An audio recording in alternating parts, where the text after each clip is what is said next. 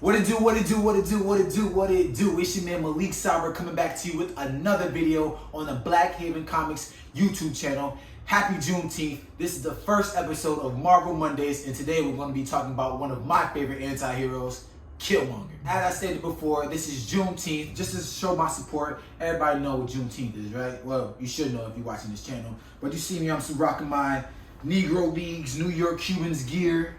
Got the baseball hat, got the shorts going on, living it daily. Hey, if you guys want some more interaction, comment below on your favorite Negro Leagues player and Negro Leagues team. For me, I like the Homestead Grays, and I'd probably say my favorite Negro Leagues superstar is either Josh Gibson, who they call the Black Babe Ruth, but I call Babe Ruth the White Josh Gibson, or James Cool Papa Bell, the fastest man in Negro League history. It might be the fastest league in MLB history, but I don't think he ever made it to the majors. But yes, you know, comment below your favorite Negro League player, your favorite Negro League team. And as I said before, let's get the first episode of Marvel Mondays. I stated in my first 3 videos that Marvel Mondays was going to be a continuous theme all throughout the summer.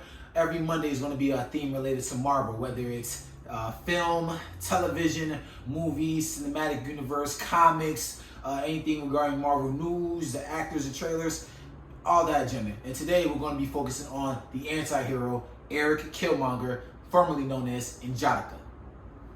Now, this is not going to be a biography about Eric Killmonger, you know, him as the Golden Jaguar and Black Panther.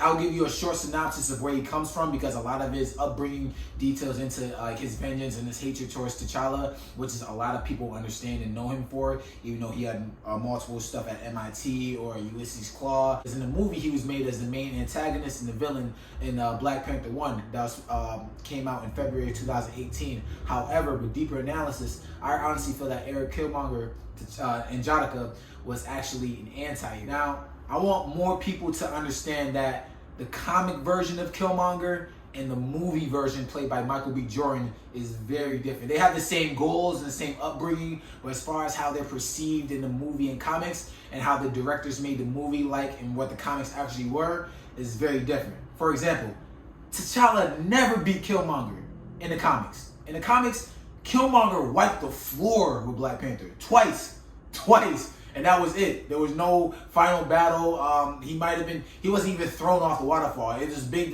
I'll show this in the video. There's this famous image of Killmonger grabbing T'Challa, ripping his mask off, ready to, I think, slice his head off or slice his back with a sword. Like, that's a big version versus in the movie, it shows the big, which is understandable. The cinematic universe has to show the high ride, the climax, and the low resolution, and then the ending point, right? But that's just the big thing. And when I read the comics, I was like, they really nerfed Killmonger. Like, really. Another example of how the stories differ relating to the comic being different than the movie is the February 2018 version of Black Panther. Killmonger role played by Michael B. Jordan.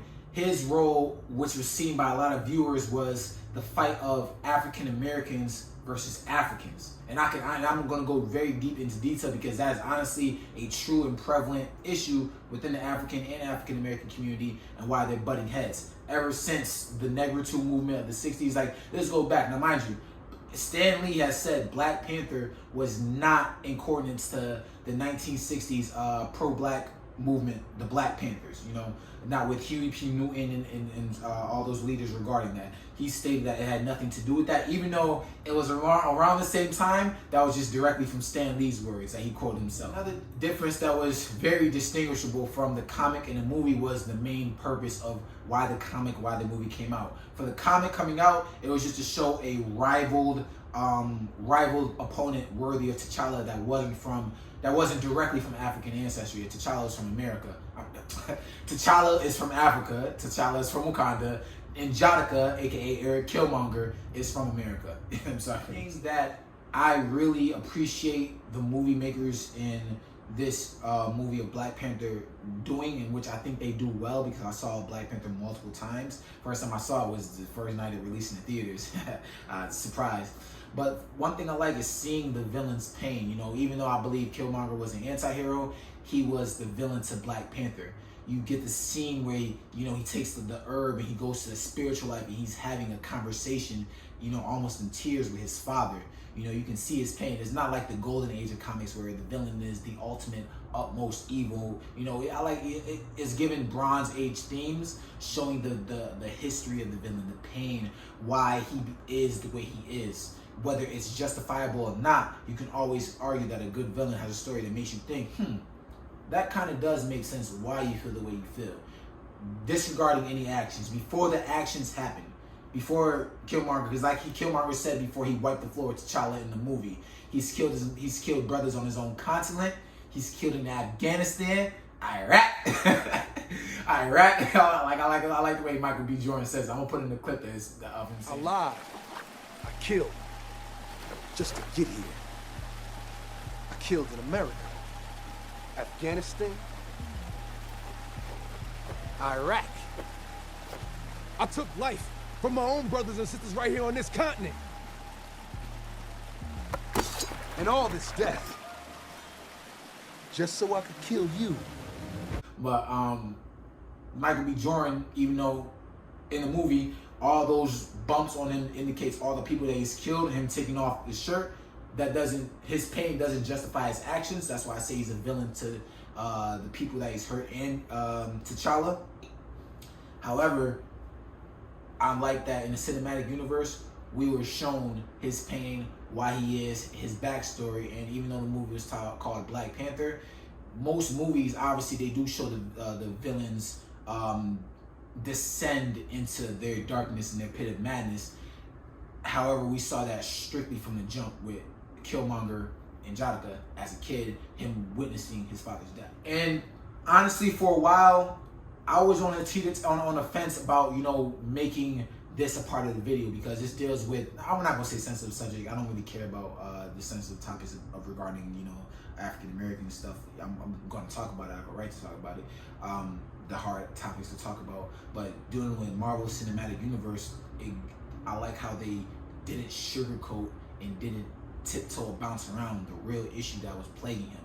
T'Challa, African, rich, in his own estate, high up in Wakanda, left his blood cousin in a movie in a crappy apartment in Oakland, and had to have his father be killed, and Jadakiah's own father be killed by T'Challa's people. Whether T'Challa knew about it or not, he do understand that T'Challa knew that Wakanda shielded their vibranium from the world, whether that was not to get exploited by European conquest, because let's be honest, Africa is the most exploited continent ever. The Europeans, the Asians, they've exploited Africa for all of its natural resources and everything. Like, Africa has been exploited thoroughly. If you don't believe me, look up what the Europeans did to the pharaohs, the pharaohs' bodies, the mummies. They used to eat them. Like, they used to eat, like, come on, bro. Like look at, like, why are you going into King Tut's tomb? Why are you going and stealing all the limestone off of the pyramids in Egypt? You know what I'm saying? Or why did Napoleon shoot the nose off the Sphinx? You know, stuff like that. Me as an African American, whether I can look at myself as biased, I am in favor of more of Killmonger's point of view. I like the anti-hero. I have anti-hero tatted underneath my breastplate. Well, in the middle of my breastplate. You know, I understand where Killmonger is coming from. I understand where T'Challa is coming from in the movie. T'Challa represents the Africans. Killmonger, and this is not a slight towards Marvel, but Killmonger was written as the typical angry black man, you know, with the fist up in his air and angry, or the white man's our problems. You know, I didn't like that I didn't like that too much, especially, and I felt like they kind of threw under the board that because he was working with Ulysses Claw, a white man, and then him talking to in the first scene that he was introduced in the museum about them stealing all stuff from the African museums and everything. And I understand it because, you know, one thing I didn't know was about what we were taught in school. You know, just going back from the level of African Americans versus Africans, what we were taught in school. In elementary school, I remember them showing us nothing but Africans in huts and Africans in poverty, drinking like dirty well water and stuff. You know, does happen in Africa, but I was never in school. I obviously knew Africa wasn't like that because my father and my mother obviously kept me educated because they knew the school system is not going to show you a lot of the truth. But yeah, in school, they never showed us anything rich about Africa. We was just like, even though I knew about Mansa Musa since I was 8 years old, but we wasn't talking about that until my freshman year of high school. Mansa Musa was a Muslim from Mali, and that's all they taught us. That was all that they taught us. So, and then I have an African friend who, when a lot of things with African kids who parents are from Africa, they're born in the U.S., so it's easier for them to get dual citizenship and come back and forth, and then they go to Africa for a decade, 13 years, and then come back. My friend, I think they were from either Tanzania or Togo. It began with a T. I think it was Tanzania in Africa, and they said when they were in elementary school, I think they called it primary school or something. When they were in elementary school, only movies about African Americans they were shown were, Menace to Society, Boys in the Hood, Baps, all the hood movies, all the movies depicting the negative aspects, all the negative aspects of African American culture. He never knew who Marcus Garvey was. He never knew who Sojourner Truth was, Harriet Tubman, Nat Turner. He only knew by he was Africa, the teachers that came in there would only show him the films of the negative aspects of African American culture, the negative aspects of hip hop music. He didn't know anything about Al Green. He didn't know anything about James Brown. He knew stuff about gangster rap and Tupac. So there was the disconnect socially. You have African Americans thinking that majority of Africans live in poverty. You ever heard the term African booty scratcher, that derogatory, and then you have the Africans thinking that all African Americans are thugs, gang members, don't take care of their children, So that's where the initial discourse, and that's been going on for decades, the thought process based on what they teach in the education system. That's initially the problem, the discourse that African Americans and Africans have, the lack of understanding based on what they're being taught. For Killmonger's actions, does it justify his message and what he wanted to do? In the waterfowl battle in the movie, he said he killed multiple lands just so he can come back and kill you, he was pointing to T'Challa, the Black Panther. I don't think all of N'Jadika's, Killmonger's actions justify his means or his message. I feel like the way he went about it was the only way he was able to get their attention.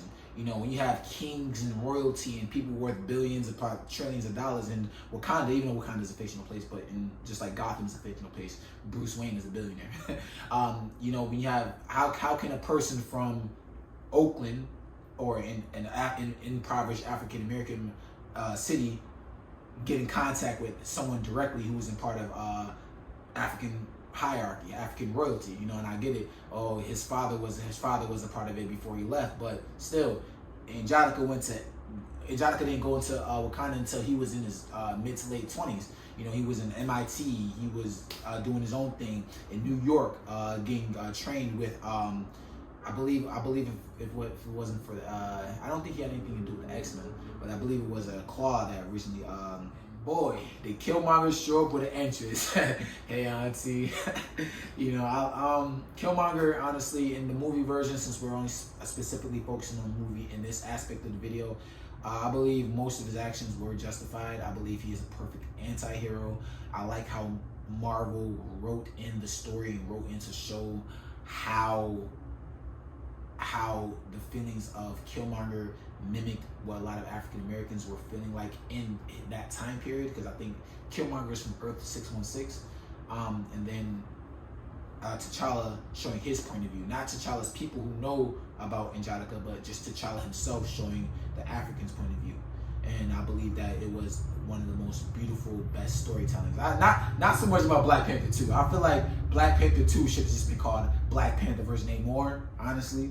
But that's just me. I don't think that they should have showed Shuri as the Black Panther in the trailer, because that just ruined the surprise. Because rest in peace, Chadwick Boseman passed away before I believe they started production.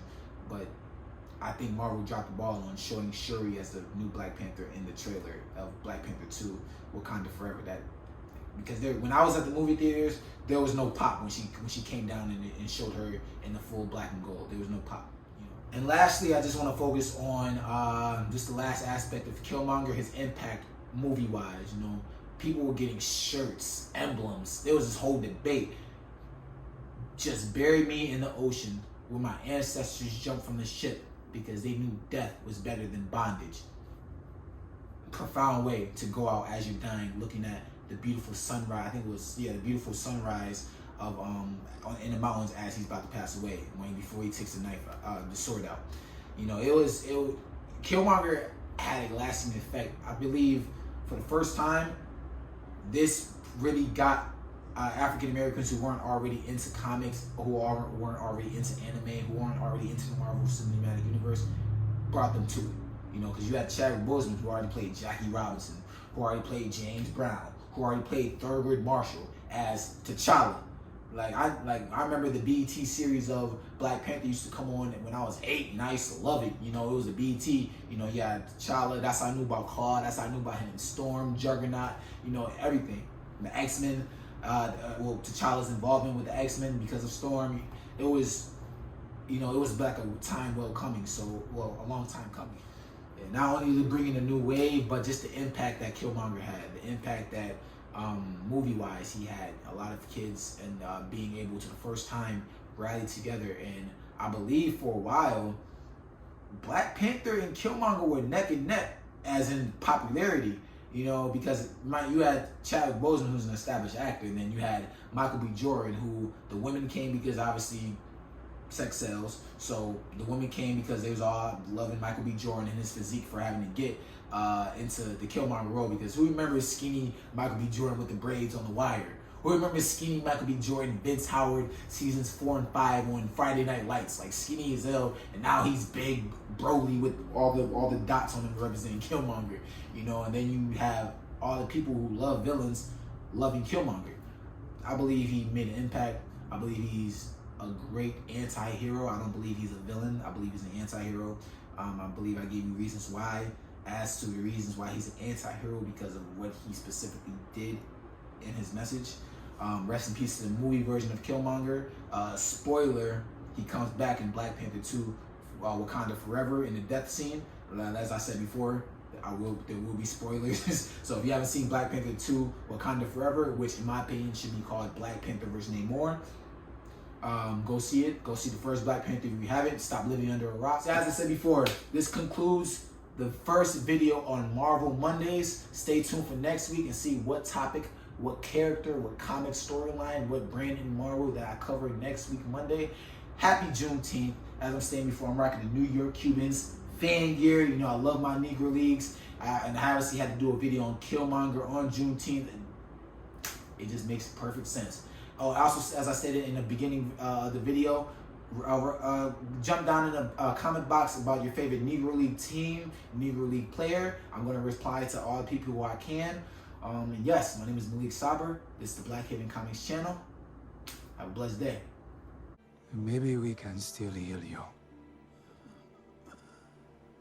Why? So you could just lock me up? No. Just bury me in the ocean with my ancestors that jumped from the ships. Because they knew death was better than bondage. Mm.